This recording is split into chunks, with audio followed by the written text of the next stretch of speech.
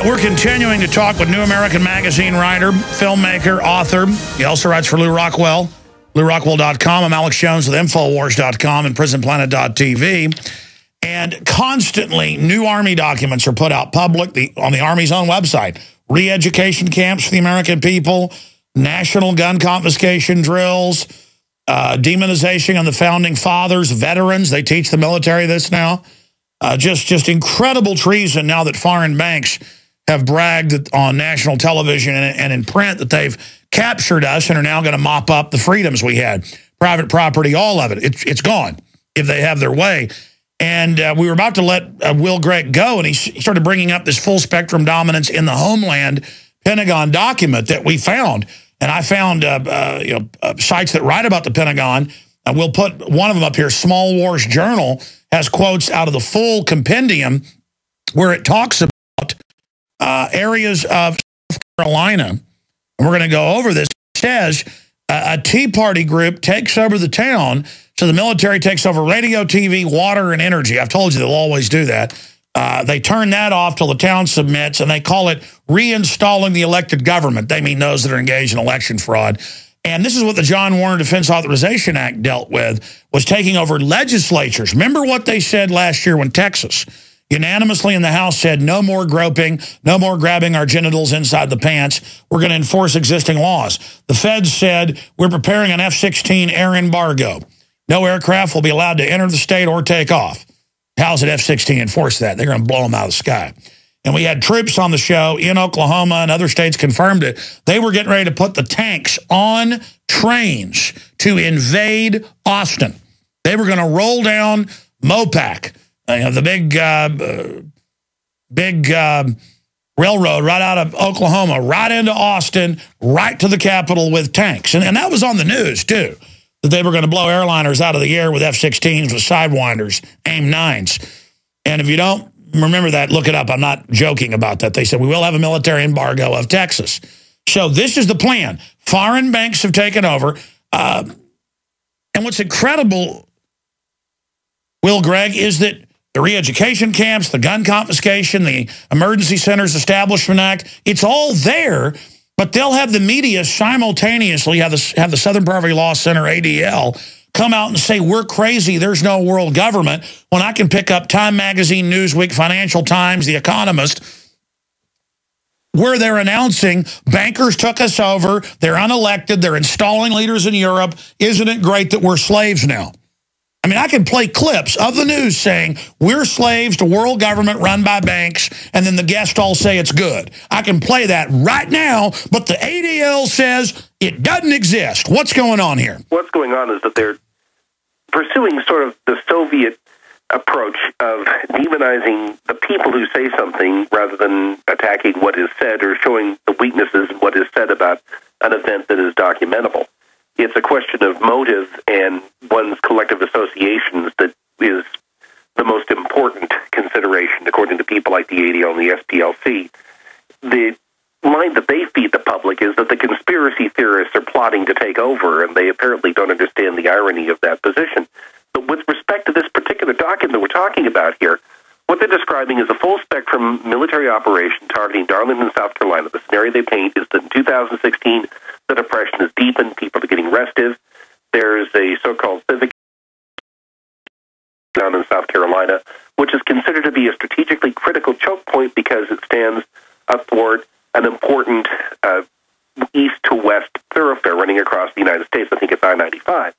So on the basis of the strategic significance of this city within the battle zone that is the United States, there has to be a coordinated effort involving the Department of Homeland Security and the Pentagon and federalized National Guard troops to go in and put down this insurrection.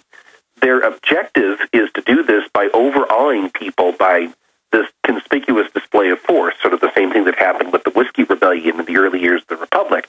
But the fact that they're calling this full-spectrum dominance, and in light of what is said in the other documents that we have read regarding the way that military operations are conducted in environments other than war, operations other than war, it's pretty clear that what you're talking about is that behind this display of force would be the exercise of real force to dispatch people who are considered to be ineducable, people who are not sufficiently intimidated by the display of force would be dealt with as severely, perhaps as we saw in Fallujah when they simply turned that town into a free fire zone. Well, that's what they're doing drills for. I've been to countless urban warfare drills where they admit they're practicing taking on, quote, the militia.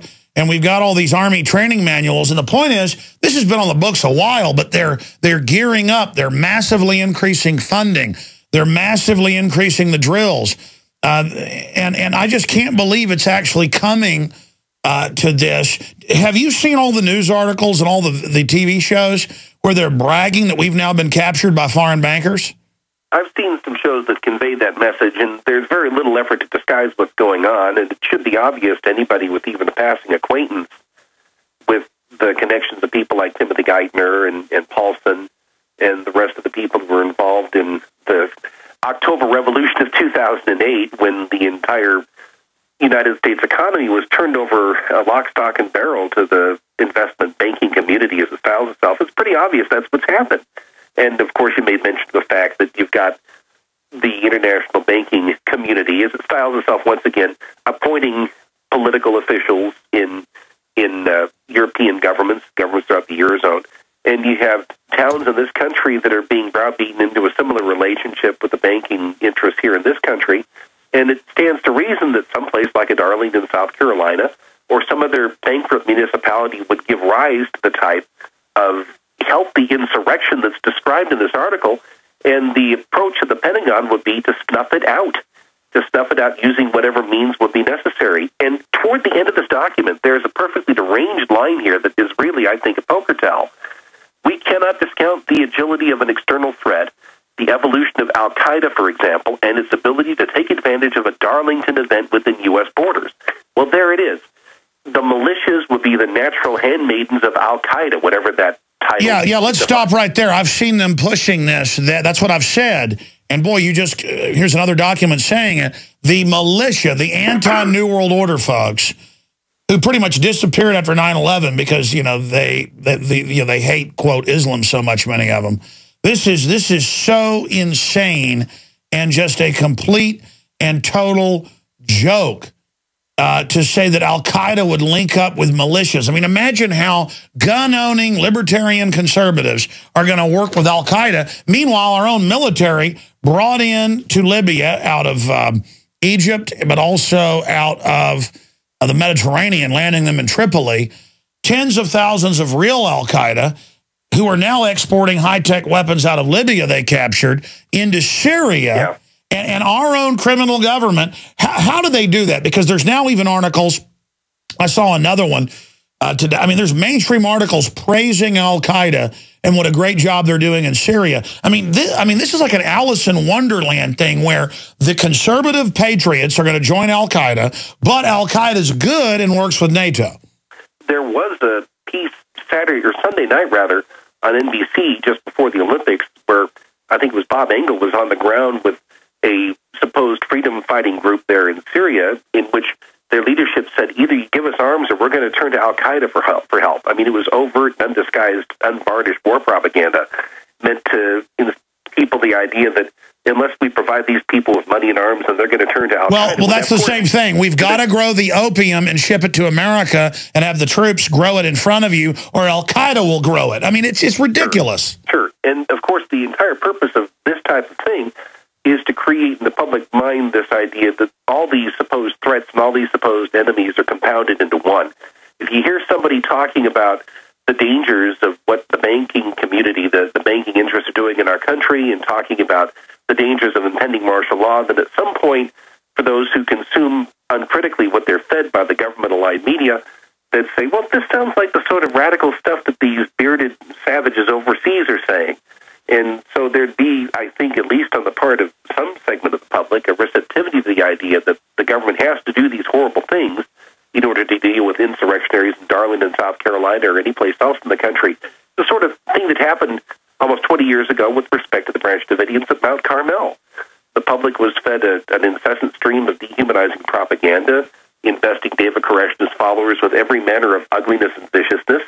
And so when they were immolated by the federal government on day 51 of that siege, they deserved the it. First reaction was on the part of people saying they deserved it. They had it coming to them. They're an evil, sexually deranged cult. and people tend to be malleable then. By the way, you just mentioned that Pentagon document. They had it on screen while you were just talking, and I was reading it. It talks about checkpoints, not letting the food and water into Darlington, South Carolina, and then having the people exfiltrate out. Yeah. I mean, this is martial law, and this is what I've seen the military trained for. In the gun confiscation manuals, it says they're going to lock down and barricade cities. I mean, our government has been taken over by foreign banks. The military is being trained to be collaborators with this. It's that simple. And people, they're going to create a climate where they're going to force us to resist. That's why they're training for this. It is the total takeover of our society. Well, Will Grigg, I've always been impressed with your films. I've been impressed with your writing. I don't know why I never got you on the show. I mean, maybe over 17 years I might have talked to you once. Have I ever interviewed you before? No, I think this is my first time, and I appreciate it, Alex. Yeah, I've talked to Will Jasper and others. Well, great job. We need to get Mr. McManus back on the show as well. Just had Bob Dacey in here a few weeks ago. Thank you so much for your tireless work. You guys really are the proto-Tea Party. I mean, you helped wake me up, and then I've helped wake up millions, and just God bless you, and thanks for all the time. Thank you so much, Alex. God bless you. All right, goodbye. There goes Will Grigg. I'm going to come back, go to your calls, John, and then Mike, and then Alex, Marianne, Ron. We'll get to those 5-6 calls, and then it's a news blitz. Believe me, you don't want to miss any of this key intel coming up. I'm Alex Jones, defender of freedom. Look, it's happened in every other country, in every other society, every other empire, throughout history, over and over again. Powerful, corrupt interests get in control, and they take over the military and absolutely rob everyone. I mean, government is already inoculating your children nationwide illegally. They get on the news and say it's the law to take vaccines illegally. It's a group of criminals. I have a stack of health news again today. More big studies about how GMO corn and other things is totally sterilizing gerbils within 3 generations. That's why people are going sterile. I mean, folks, they've got to have all the drones and stuff in place, because another 20 years, with all the health problems we've got now, when another generation hits fertility and you know, 80% of them can't have kids, you're going to have some mad people. But it's all right. There's going to be drugs in the water. They already are putting them in the water, but there'll be public drugs in the water so you don't get upset. This is just they're just killing us nice and slow. It's all about their power trip, because they're wicked and they hate us and they're willing to do it. And they see our cities and our culture as ugly and stupid, and we play along with it, and so they're killing us. They're killing us. All those guys sitting there running drones, killing people all day and feeling manly about it as they blow up a whole village to kill one person they claim's a terrorist. They're all being killed too. And a lot of them don't care. They're like, yeah, I know DU's going to kill me, so what? I'm going to kill me some Hajis. And you're like, but it's killing you too, but it's going to increase your birth defects. And they're like, I don't care. I don't care if my kid's totally deformed. So what? I'm tough. I mean, it's really a culture of murder me, kill me, run over me. I want to be a slave. And because it's a spiritual decision with these people. These people at every level of society that serve the dark side, they like it. So I guess in a way it's a good thing. I mean, it's what they want. I saw this photo last night, and it turns out it's old news. And when I saw it, I didn't believe it. I saw it posted on my Facebook, and I didn't believe this photo. In fact, I'll cover it after calls. And it's, I had an abortion, Gloria Steinem, on how wonderful abortions are. I mean, it's one thing if you know, get an abortion, that's bad enough. But to act like it's fun and cool and you're in charge, it's just begging for the New World Order to release a bioweapon on us. Planned Parenthood, I had an abortion. I mean, what a sack of trash.